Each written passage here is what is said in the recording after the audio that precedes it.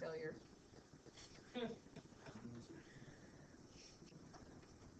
Look at my fancy new microphone. That's fancy, right? It records. Is it a watch? All right, Alex, I'm teaching now, so you can stop listening to videos. Oh, Sorry. all right, we're done. We're done with the video.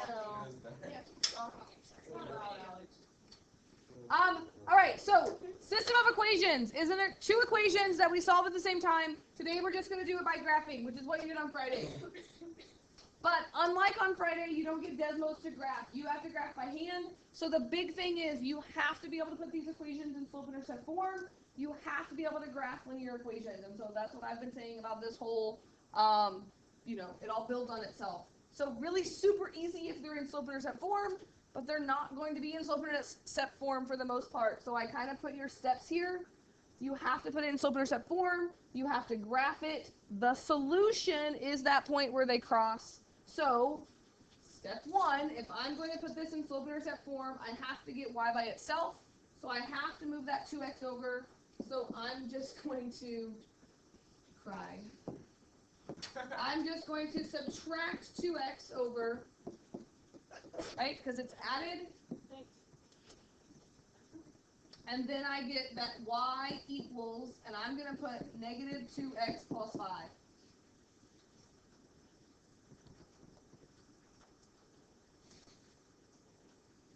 Just moving it over. But on this one, you have more work to do because the y is negative, right? So you have to do two things. You have to move the x, and you have to divide.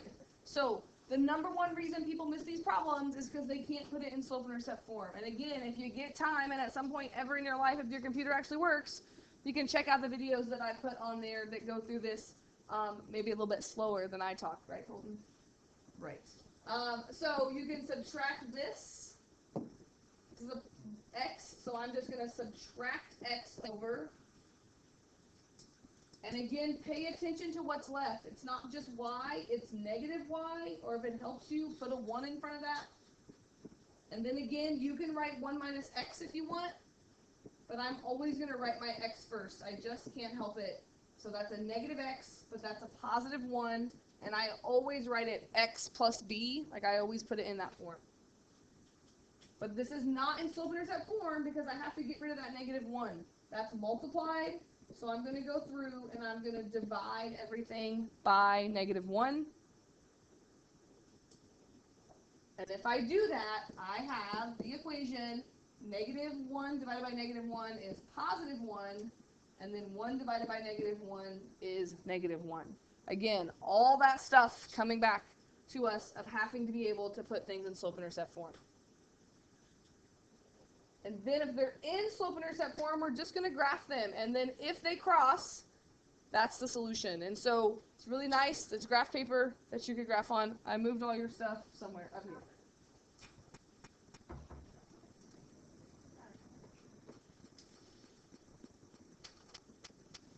So negative 2x plus 5, that means my y-intercept is 5.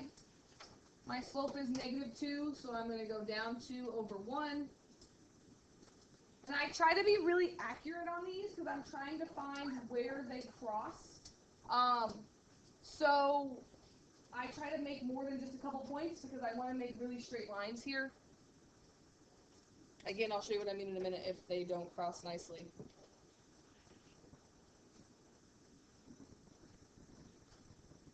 Then I'll change markers here. If I'm going to graph x minus 1, then I have a y-intercept of negative 1 and a slope of up 1 over 1, up 1 over 1.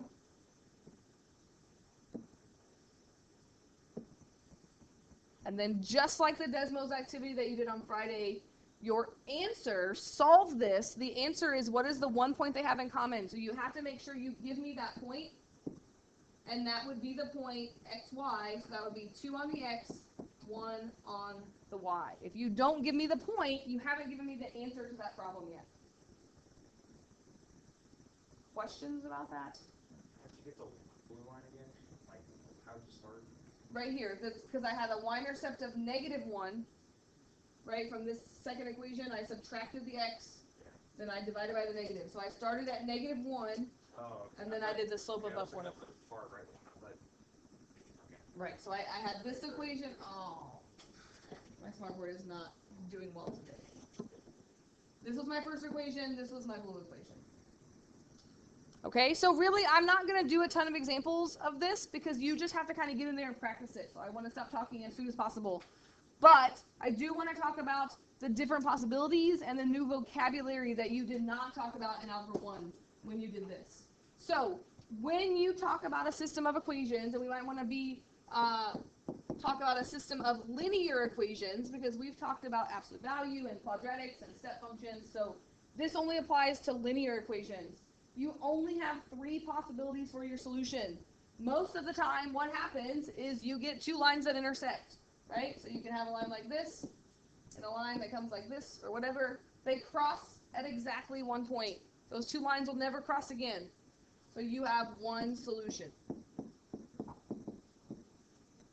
But there's those special cases, and that's what I had on the video. If you watch the video that I gave you over the weekend, that sometimes if you graph parallel lines, think about where would those cross?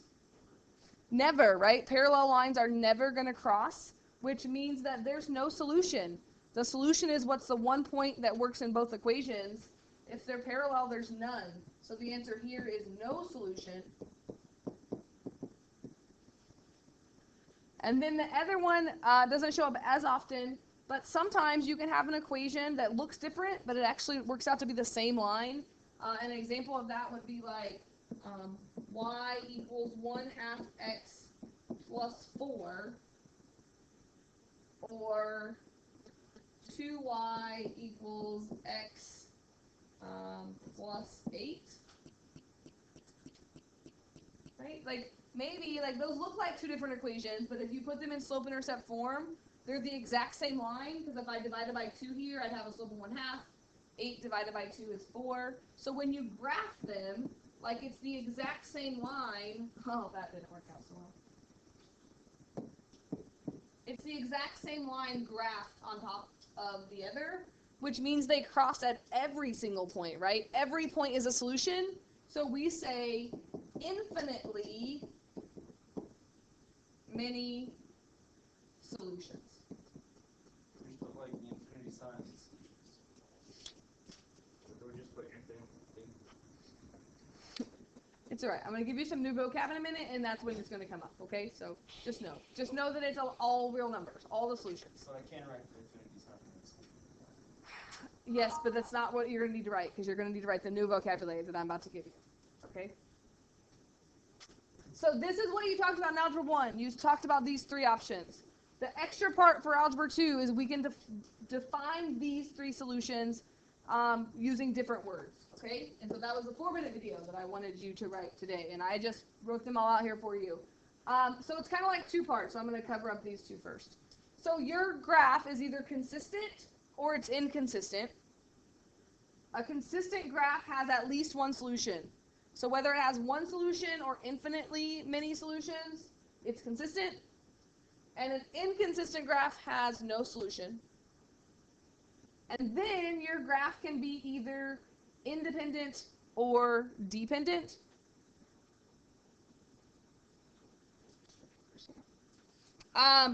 So exactly 1 solution is independent, but an infinite number of solutions is dependent. So let's go back to the ones that we just wrote out. I think that's what I want to go back to.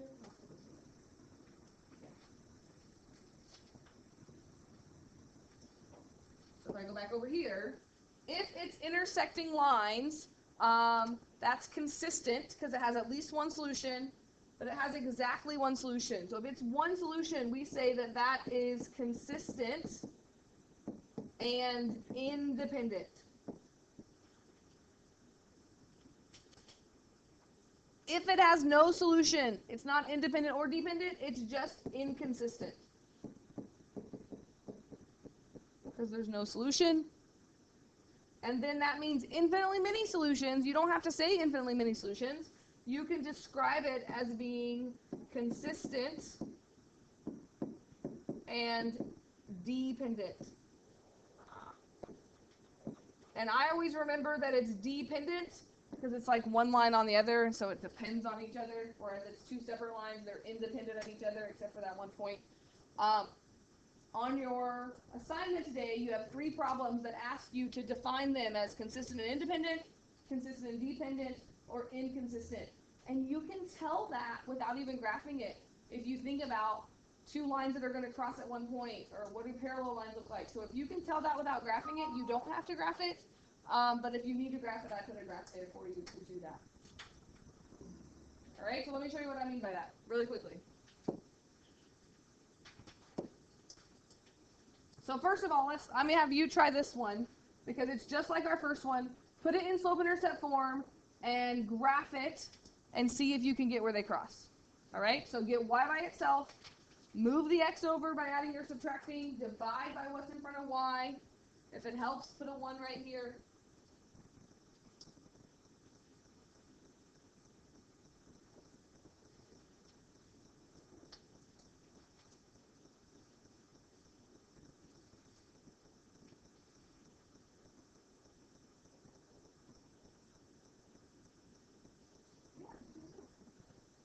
And you can always check if you're ready. If you plug that point back in both of those, you should get a true answer, right? So it's easy to check, be like, yep, that works. 2, 6, yeah.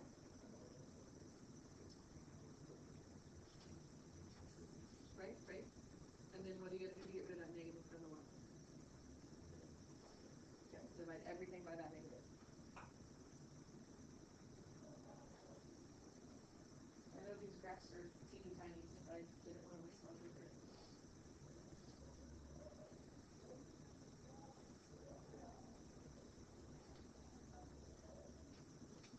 gotta get like this, you gotta get y by itself. So you need to add and subtract that x over first.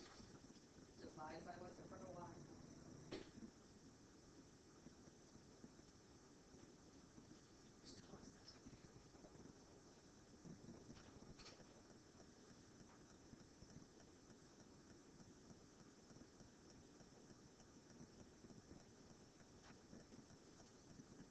I come up with y, I left on this side. So you're gonna move the x over.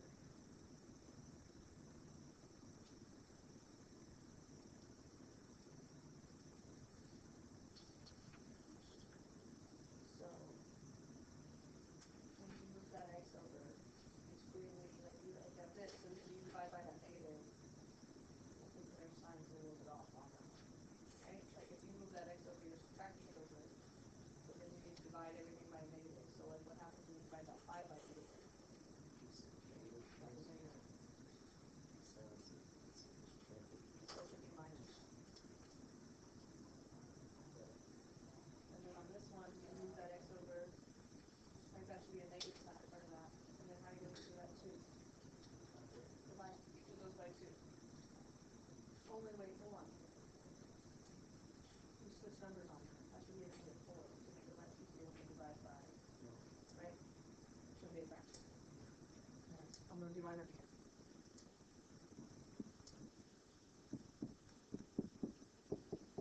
And again, I'm telling you, like, this is the part that's the hardest part of this, is getting them in slope-intercept form. It's okay to show work.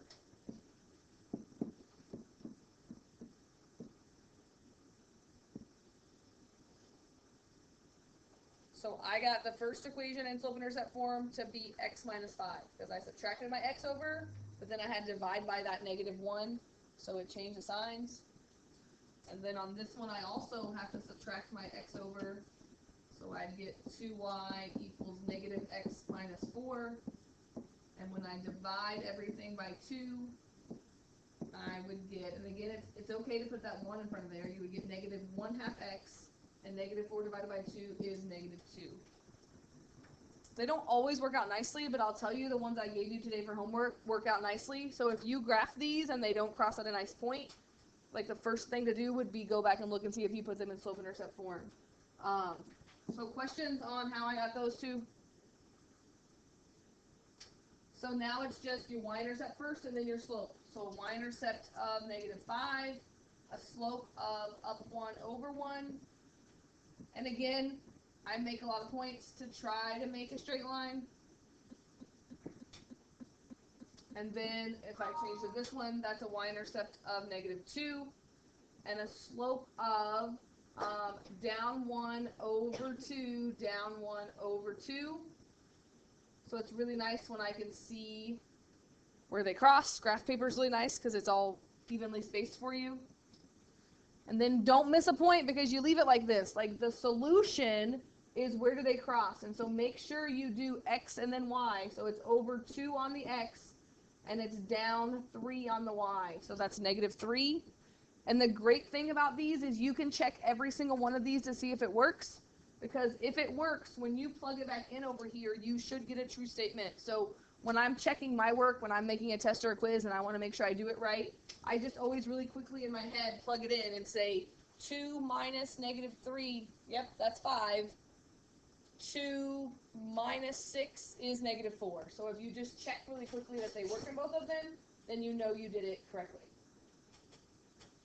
Since this crosses at one point, we would say this is consistent and independent. Anytime you have two lines where they have different slopes, they should be crossing at one point. Because if they're parallel, they're going to have the same slope. If they're the same line, they're going to have the same slope and the same y-intercept, which is why I said that maybe if it just says classify on your homework, you don't have to do all the work. Actually, like on the next one here,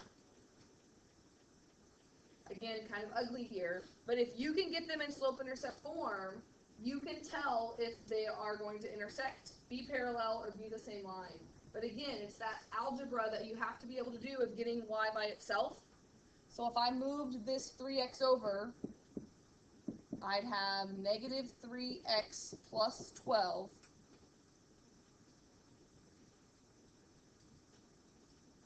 And then what would I do to get y by itself? And remember that I have to divide everything by 4. So I would get -3/4 x plus 3. And again, you cannot graph until you get y by itself.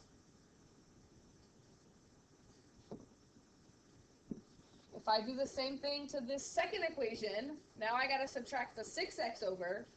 So I'd have 8y equals -6x minus 16.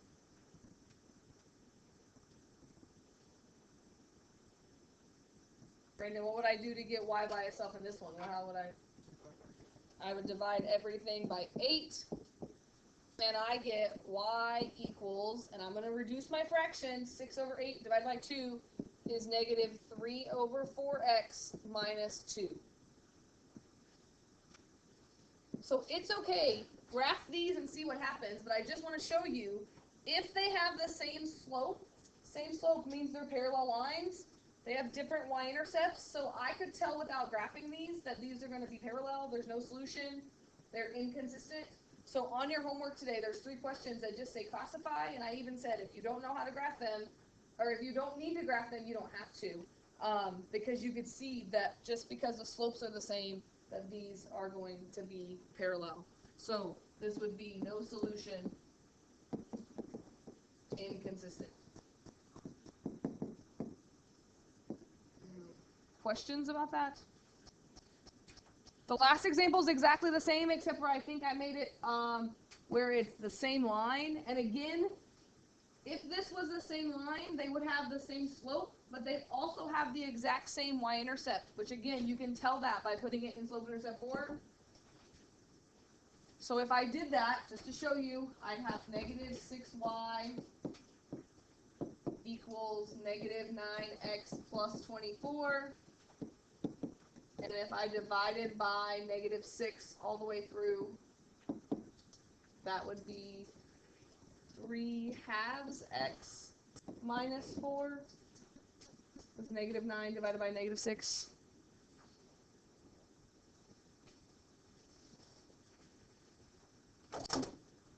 And the same thing on this one, if I subtracted 6 over, I'd have -6x plus 16, and when I divide by -4, I get the exact same line. I get 3/2 x minus 4. So I just want you to realize that you don't have to make that graph if you can put them in slope and intercept form correctly. You can see they're the exact same line. So these would be consistent and dependent, or you can say infinitely many solutions, all real numbers, whatever other shortcuts you'd like to say for that. If you get a chance to watch those videos, they're short. I think they're helpful to go over this. There's definite drawbacks with graphing, and that's why graphing is not the method that we normally choose to do this with, because we can do substitution or elimination, and that's where we will go tomorrow with this. I did put a couple videos on there. Obviously, it didn't work so well because most people didn't watch them anyway, so I will just have notes for tomorrow as well. There will be a sub in here tomorrow, so I plan to record notes for you, record going over the homework with you. I will have a homework quiz for you tomorrow, so it'll be pretty much like I'm here, except for someone else will be sitting there, but some of you have this already, so just give it back if I sent you anything. There you go. Right, I gave some already.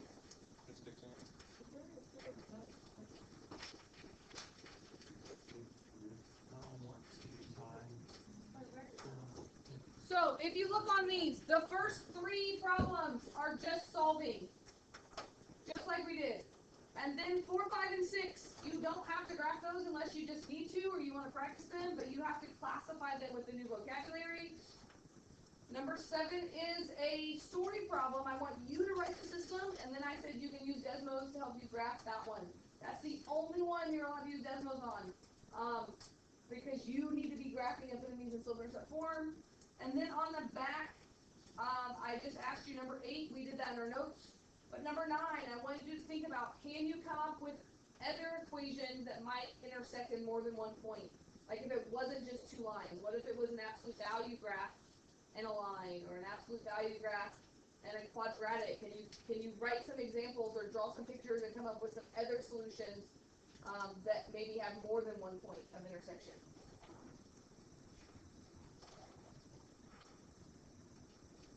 So you have like 8 minutes, so everyone needs to be working on this. If you want me to check your first ones as you do it, please ask me for help.